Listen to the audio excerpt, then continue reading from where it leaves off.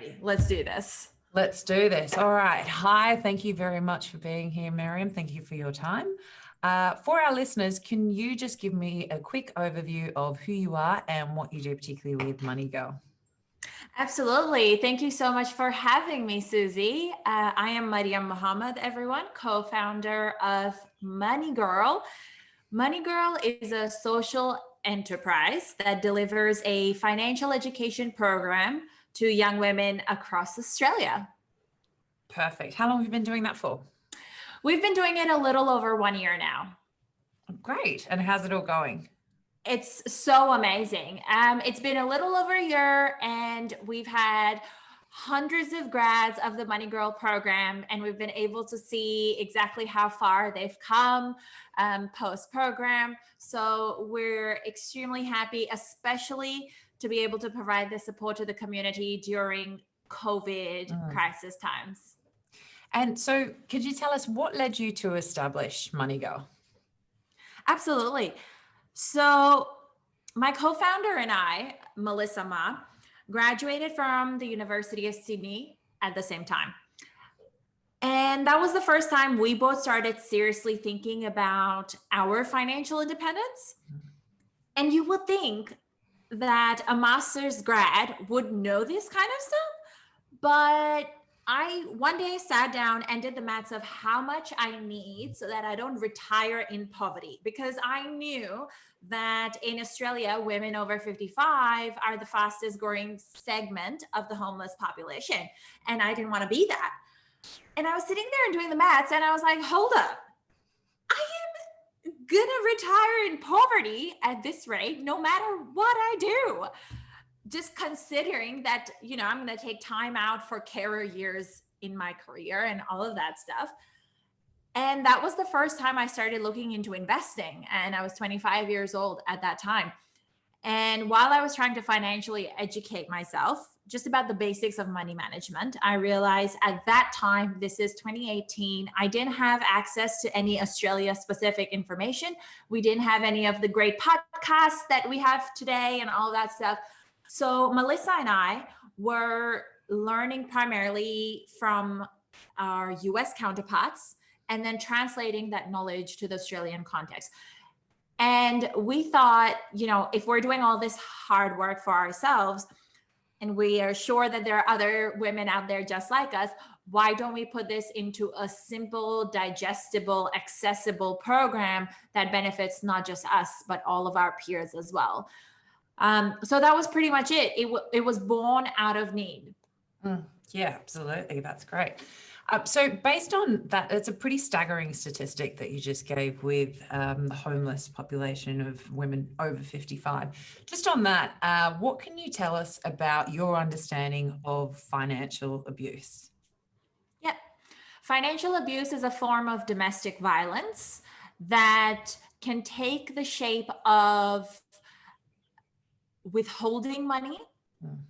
Sorry, Susie, can I start that again? Sure, absolutely. Yeah.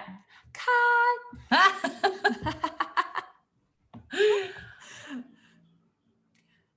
Okay, financial abuse is a form of family violence that can look like withholding money, controlling finances in the household, or not including a partner in financial decisions. Great. And how do you tackle the subject of financial abuse with Moneygirl? So we have an entire workshop dedicated to what we call love and money. In this workshop, we like to talk to people about why it's important to talk about money in your relationships. At different stages of a relationship, there should always be a money conversation happening. In the beginning stages, that might be very surface level, that goes deeper and deeper over time. So we talk to people about how to talk about money in a relationship. What are the different money systems that exist in the world for couples to manage money together? And part of that workshop is that we teach people what financial control and abuse is, what it can look like, what are some of the telltale signs that people can look out for in their own relationships, but also in the relationships of their loved ones. And that's really important. So just on that, what are some of the signs? How does someone know whether or not they're in a financially abusive relationship? Or That's a someone else fantastic is? question. Yeah. So, look, financial control and abuse can look like a lot of things. The premise of it is that money is being used to control the behavior of another partner or deprive them of choices. Yeah. In terms of what it looks like practically, that may translate to controlling how you spend money, getting angry about your spending habits, being obsessive about where every cent you're spending is going. Or on the flip side, trying to control how you earn money. So trying to stop you from upskilling, trying to stop you from working. It can also look like, when it comes to assets and liabilities, keeping assets in their name and putting liabilities, i.e. loans, etc., in your name. Yeah. It can also look like secrecy, because if I keep all financial matters hidden away from a partner, there's no way for them to know what I'm doing with our familial money. So I may be putting assets all in my name and debt in their name, but they will have no idea. Yeah. Sure. And I think you mentioned before about having those conversations with your partner, pretty much as soon as you get into a relationship. One of the things that keeps coming up the most for us operating this platform is the taboo of talking about money. Why do you think it is such a taboo to talk about money? And what are some ways you think we could potentially break those barriers down so it is a lot easier to have those conversations? Yeah, I think people don't like to talk about money because everyone at some point realizes that we are dealt with very different hands when it comes to money. And so people develop different kinds of shame in relation to money. Shame with I was too privileged, or shame that I was very deprived. Shame in all kinds of ways attached to money makes people hesitant to bring up the topic, not just in romantic relationships, but also friendships. So, if you're someone who's just starting out, it might just be easier to start talking about money with your best friend or mom and dad or siblings if you're close to them. Yeah, someone you're close to, have a very comfortable relationship, start with them. The important thing is to start the conversation. Some of the things you can do is to set the context. You're sitting at a restaurant where you go every weekend with your friends. You might start talking about how that impacts your cash flow. And it's not boring. The thing is, people think, well, why would I do that at a dinner with friends, blah, blah, blah. But if you're thinking about it, I can promise you someone else is also thinking about it. You are not alone in some of the thoughts that you have around money. Such a good point. You set the context, you start the conversation in a safe environment, i.e. no judgment. Yeah. So you bring money baggage into any relationship. It is important to understand that. Similarly, the person you are talking to also brings certain money baggage into the relationship. Respect that. Yeah. No two people have had the same relationship and experiences with money. And it is important to be understanding and accepting of that. And then when you do talk about money, remember to alternate between speaking and listening. Now it's my turn to speak. Now it's your turn to speak, and I'm going to listen. Yeah. And do it somewhat regularly instead of waiting for something bad to happen. Especially in a romantic relationship, that applies to pretty much everything in a romantic relationship. Don't wait for things to go really bad before you open communication. Do that while things are good and make a habit of doing it on a regular basis. I think that's sage advice for all relationships, really, is to maintain that open communication. You did mention earlier what the signs were that you were in a financially abusive relationship. If you do find, given some of those signs potentially relate to you, what are some things that you can do once you've realized or established that you are in an financially abusive relationship? So if you are unsure of what to do, some of the resources out there that can help you are Wire. I think we can link the website in the show notes, right? But Wire is an organization that has done a lot of research into what financial control is, what it looks like, and what to do if you are in the situation, where to go for help. They have a lot of written information that is very helpful. In order to speak to somebody who can guide you on what the next steps are, there's Financial Counselling Australia, which has a financial counselor on the end of the line, completely for free. What's the difference between a financial counsellor and perhaps, say, a counsellor you speak to at Lifeline? What sort of information or advice would a financial counsellor give you?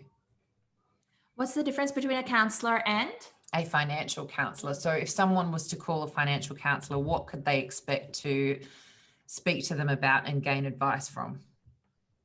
So the financial counselor on the end of the line will be able to guide you on things like what your legal rights in this relationship are, what to do next in terms of protecting your finances, also what kind of support might be available for a person in your particular situation. So they'll be able to triage you out essentially to the different kinds of support that you will need in that situation.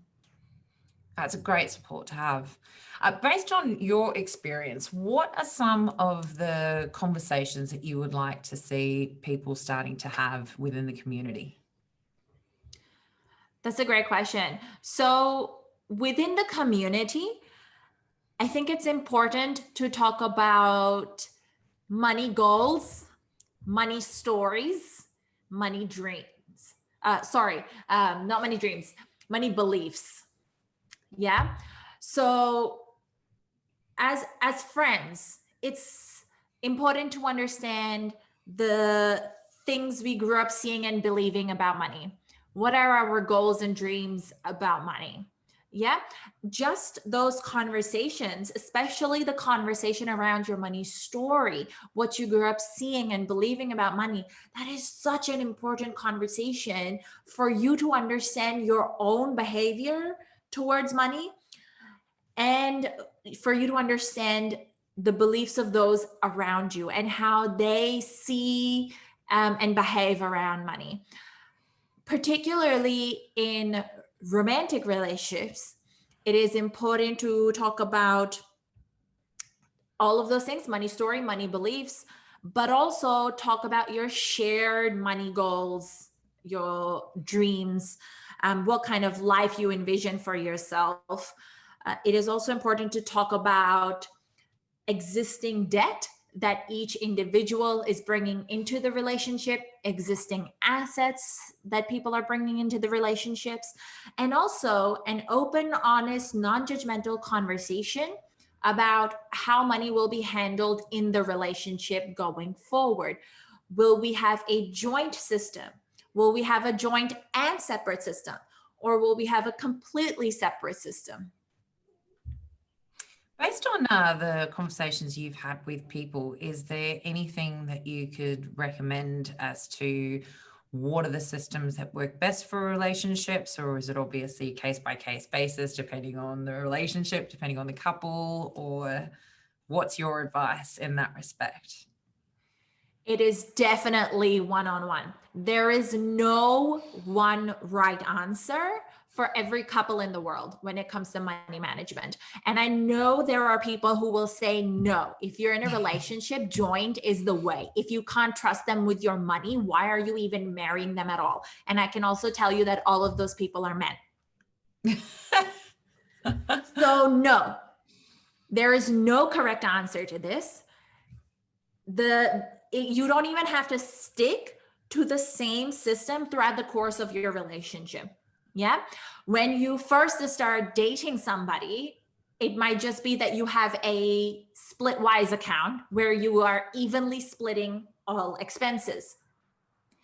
And that might turn into a joint account, and that might turn into a joint and separate account later in life. Like, there is no one answer for one couple. And even with one couple, over the course of their relationship, it is okay for their money system to change. What is important is that you are having that conversation at different points in your life where big changes are happening, and then making sure that you are curating a system that works for both of you and that is equitable to both the partners. Because when you start out, let's be honest, if you are two university grads and if you're a hetero couple, you are going to be earning similar amounts. Over time, your gender pay gap is going to compound, and the man in the relationship is going to start earning significantly more. At that point, do you want to continue contributing 50-50 to the relationship, or is that going to change? That will impact the money system that you have set up. Yeah. It's important to just have the conversation and make sure that the system works for you. That's really great advice. Absolutely. And just to keep those conversations happening as the relationship goes on as well. That's great. Was there anything that you saw that came about or really reared its ugly head during the pandemic, particularly with financial abuse? Yeah. I mean, domestic violence is Australia's shadow pandemic. It is a pandemic that existed before the actual pandemic hit, and it is a pandemic that will continue far beyond COVID. What COVID has done is exacerbated the existing problems, because not all of us are isolated at home in safe environments with safe partners. With people losing jobs, it means that the financial insecurity is also amplified. So in any time, not just pandemic times, it is important to understand what the signs of abuse are. Financial abuse is generally one part of a much bigger picture where there are other forms of abuse present as well. And it is good to understand that this behavior here, which in my relationship might seem completely normal, is actually pretty abusive. Because the reality is that in a lot of our lives, abuse is so normalized that we don't even identify it as such. One of the groups that is more vulnerable to financial abuse, for example, are people who have experienced other kinds of abuse in their life, especially domestic violence in their childhood. Yeah, they're more likely to experience financial abuse in relationships. But because they have seen this behavior before and it has been normalized, it is so much harder for them to understand that this is not normal behavior. This is actually abusive behavior. And that's why having these conversations is important, because they will raise awareness among more and more people that abusive behavior is just that. It's abusive. It is not normal. It is definitely not love, quote unquote. Which goes back to your earlier point of the importance of really having these conversations, even if it's amongst your friends and in a safe environment where there isn't judgment, is to really just get these conversations going so that people understand, well, actually, this isn't okay. This isn't normal. That's great. That's right. For me, an eye-opening moment was when I was talking to my accountant, and they asked me a question around money and my childhood. And I came from a very stereotypical family with gender roles. Dad was the money man, etc. And I was describing how money was managed in the household. And my accountant said, "Oh, so, he was financially controlling." And I said, "No, Actually, and I was like, oh yeah, wait up. I guess he was. Because to me, that was normal. That was all of my childhood and the childhood of those around me. So for me to control someone's behavior by withholding money was a very normal thing. And I wouldn't realize until well into my adulthood that that's not normal behavior. Yeah, and you make such a great point, because that's all you've ever known. That's the only reality that you have experienced. So yeah. Well, look, thank you so much for being a part of the conversation and for getting these conversations started and for giving so much information and advice on your platform. So where can people go to find more about you and Moneygirl? You can connect with me on the social platform of your choice. You will find me as Money Mariam. And you can connect with Moneygirl on moneygirl.co. Our next program will be launching in December. New year, new you. That's fantastic. Wonderful. Well, thank you so, so much for your time. And hopefully we'll get another chance to speak to you again soon. Thank you, Susie. Thank you for having me. Thank you.